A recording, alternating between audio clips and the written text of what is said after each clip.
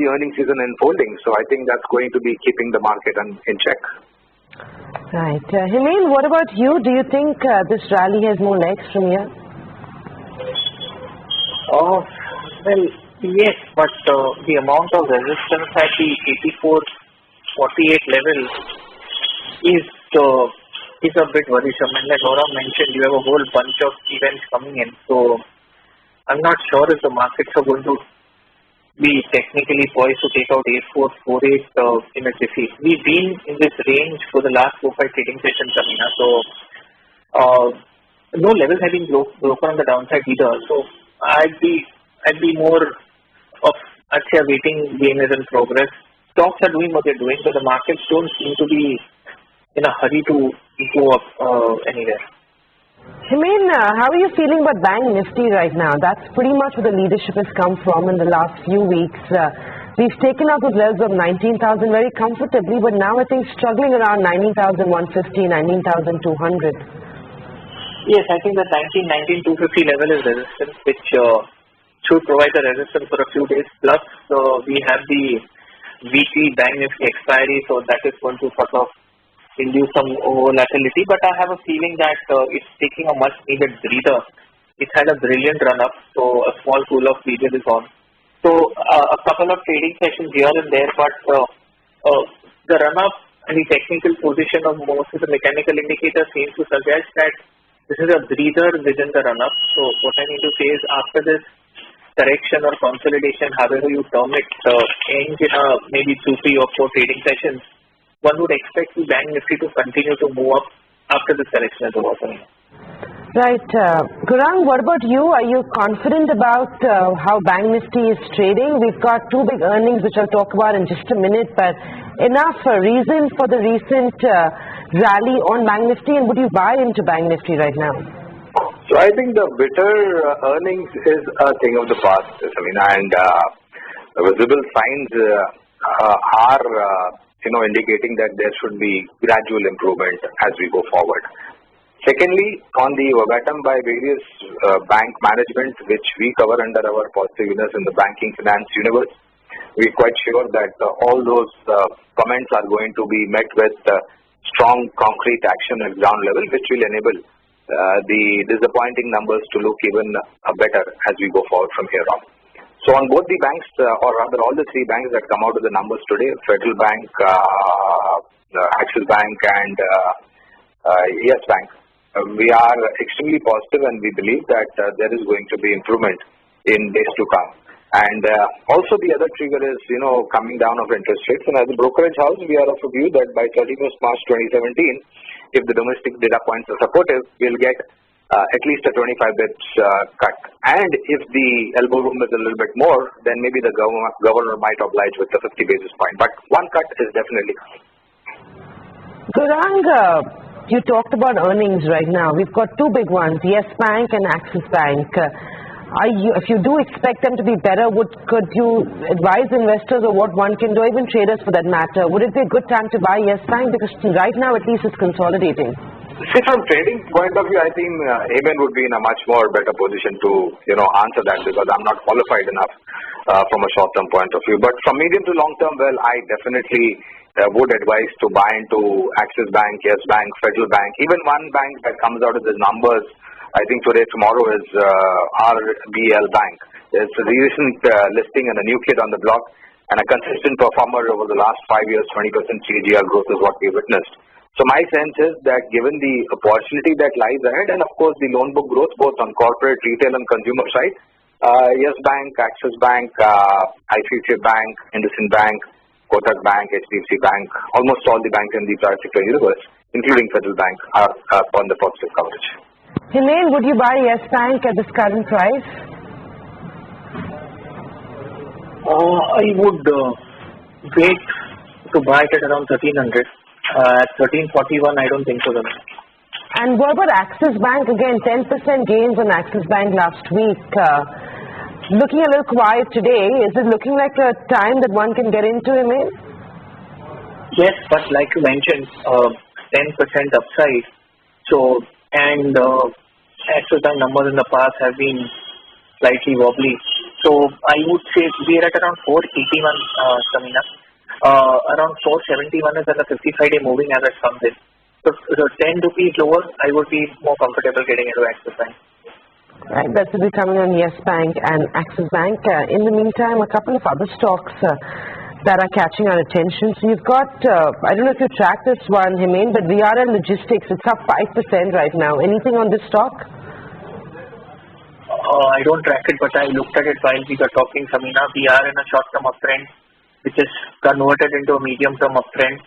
Outlook remains positive. We've had a run from 258 to 307.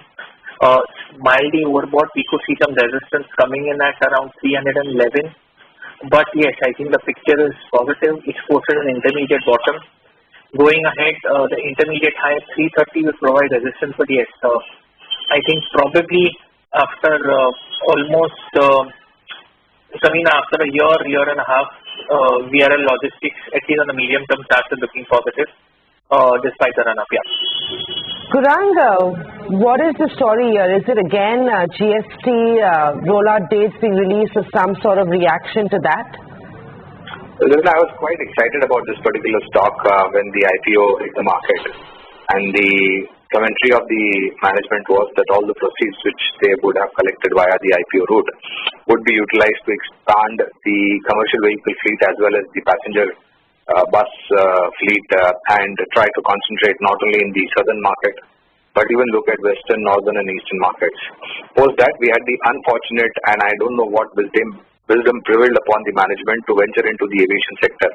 We saw the stock correct from 340, 350 odd levels to sub 250 levels. And then we've seen recovery, and of course the management realized that it was not a very advisable venture to get into the aviation sector.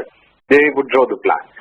So I guess now, of course, with the GST bill in principle agreement with whatever difference between the center and state, it's going to be a process which will possibly start unfolding from 1st July 2017, and the benefits of it thereafter. In the logistic universe, on fallback of GST and positivity of consolidation from unorganized sector to larger players, we are positive on Blue Dart and Container Corporation.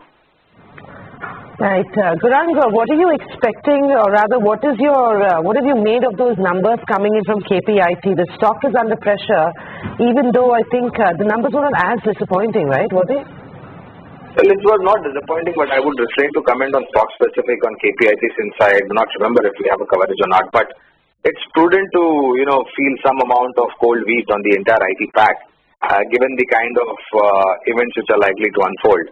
But we remain optimistic from a longer point of view, and we have positive coverage on Infosys, TCS, HCL Tech, Wipro, Tech Mahindra, Mindtree, and NIT Talk Technologies.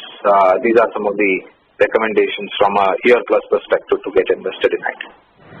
Right. What about you, Himain? Do you have a call on KPIT? It's under pressure today. Could one look at going short? Do you think it could head lower from these levels, another 5-10% likely?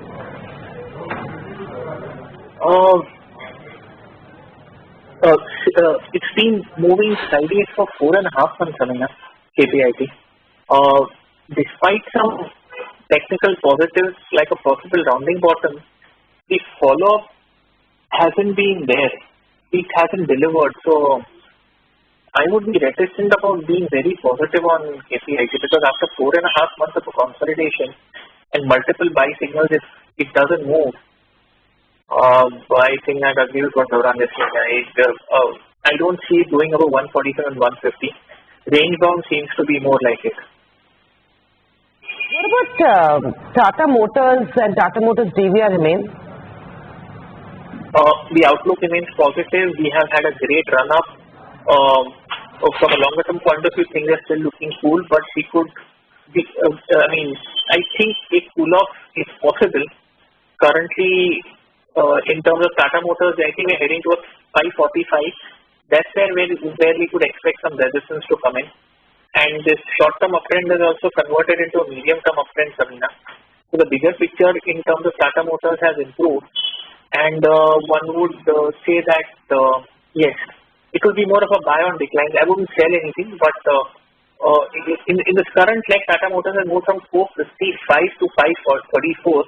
in a matter of 4 weeks. So maybe on a correction it will be interesting, but yes, the technical picture has turned distinctly positive. Gaurang, Tata Motors has been struggling with its passenger car business for many years now, and they've launched that much-awaited SUV, the Hexa.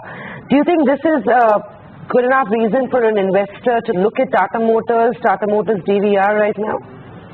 So I think not only one, but Samina, there are going to be many more product launches, especially in the SUV, light SUV, compact sedan, and hatchback models. And we've already seen Piaggio become a big success for Tata Motors, wherein the pricing power was back since they increased the prices of Piaggio by about 6,000 rupees a piece.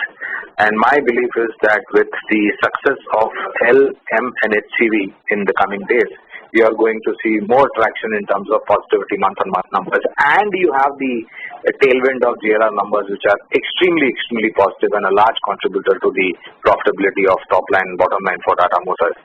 Given this, you also have a positive trigger in form of Tata Motors participating in the defense that was opened up by the government. And of course, you have export market, which is looking extremely very good.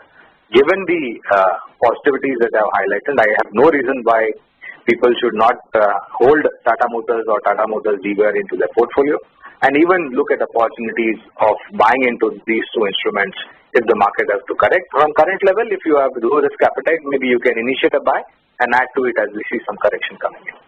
Gaurang, BHEL has been very active in the last couple of weeks, even though I don't know what the excitement is about because the margins are under pressure, the order book is not looking very good, and more importantly, there's no direction of when things will get better for this company. Do you still think that there is light in the end of the tunnel, and therefore at the current valuations, BHEL is a good buy? Well, I don't see a light at the end of the tunnel, nor do I see a silver lining to recommend a buy. And as a disclosure, we do have a decisive sell recommendation, Sarina, and I think it is only on fallback of budget that you've seen excitement gather.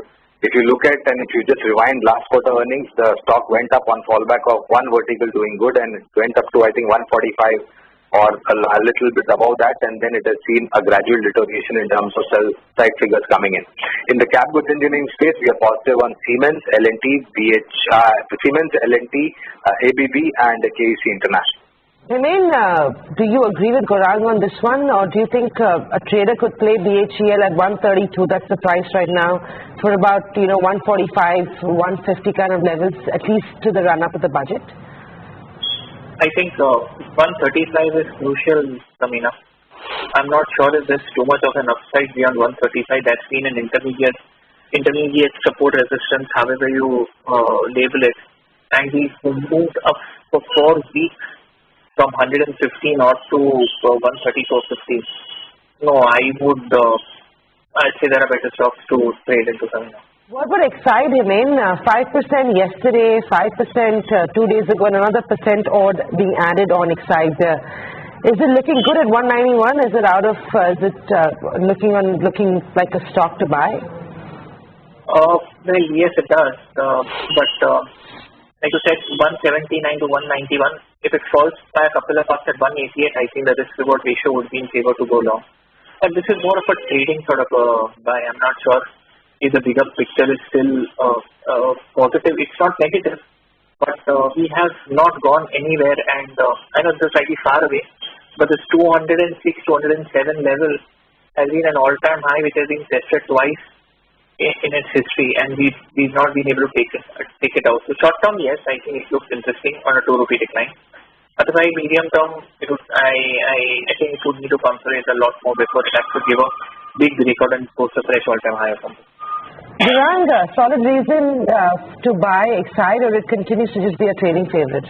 No, I don't think so. I think things have turned around for better for Excite Industries, and a disclosure amongst the auto ancillary stroke original equipment manufacturing companies. We are positive on Excite Industries, and there was an overhang on the earnings because of the lead prices that zoomed up quite significantly, but we've seen rationalization in terms of input cost and of course of improving the operating margins, and it remains to be one of the best batteries in which you would find under any new vehicle under the bonnet or even an old vehicle, as a matter of fact. And it also has great market for the industrial batteries in terms of uninterrupted power supply. So my belief is that yes, it's a great stock to have amongst the auto ancillary stroke OEM segment. And as a disclosure, we have a target long term of 220 to 230 on Exide Industries. What about Amara Raja? Is that also as good? Well, we had a coverage and our targets in place, and we have not actually come out with the revised recommendation Amara Raja, so would not want to comment on that. Hemant, do you track Amara Raja?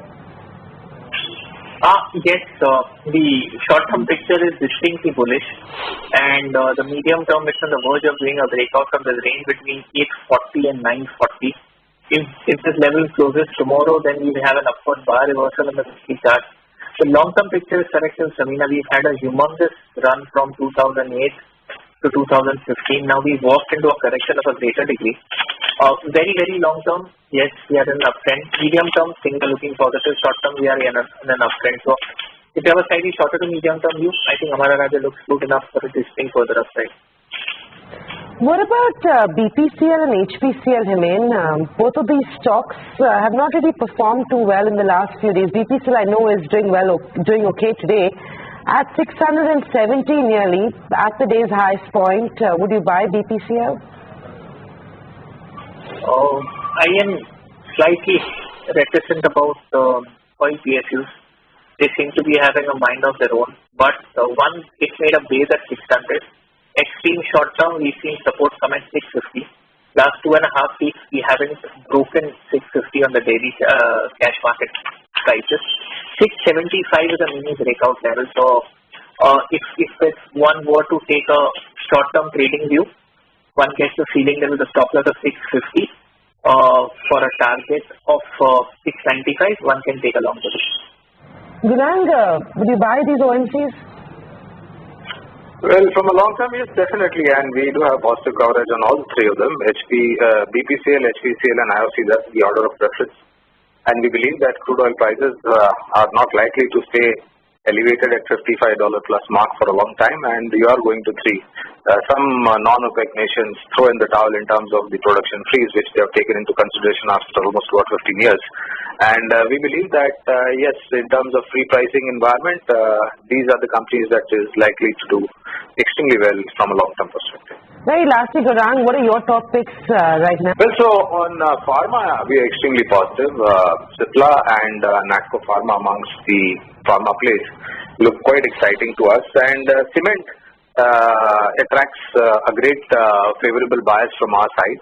So from the mid-cap, we have a positive coverage on Ramco Cement and one more company called JK Lakshmi Cement.